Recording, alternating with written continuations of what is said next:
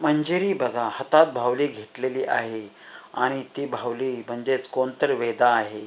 कारण की त्या बाहुलीला ज्याप्रमाणे ती म्हणजेच सांगेल त्याप्रमाणे ती बाहुली करणार. म्हणजेच वेदा तिच्या हातात एक खेळणी झालेली आहे, बाहुली झालेली आहे आणि ती त्या वेदाच्या बाहुलीचा उपयोग करून त्या दुसऱ्या दोन ज्या बाहुल्या असतात त्यांना पण ती परेशान करणार आहे. तेव्हा मंजिरीची जी दुसरी चेटकीण असते मर्जिरी, ती म्हणते मंजिरी तू फारच हुशार आहे. आता बघ, मंजिरी म्हणते मी कशी सर्वांची वाट लावते.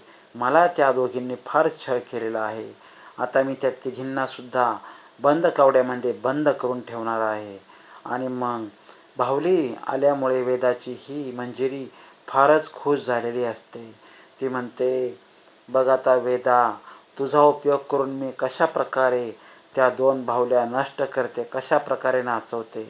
त्यानंतर ती आगीमध्ये यज्ञ तयार करते आणि मंत्र बोलते ओम भ्रूम भ्रूम, ओम भ्रूम भ्रूम, ओम क्रीम चिरीम असा मंत्र बोलते. त्या मंत्रामुळे काय होणार आहे की त्या बाहुलीमध्ये शक्ती येणार आहे. म्हणजेच काय की एक जादू तयार होणार आहे आणि ती जादू तयार झाल्यानंतर त्या बाहुलीला ज्याप्रमाणे सांगेल त्याप्रमाणे ती नाचणार आणि बदला घेणार. आणि दुसरीकडे अथर्व म्हणतो त्या वेदाच्या मागे लागून त्या म्हातारीला काय भेटणार आहे.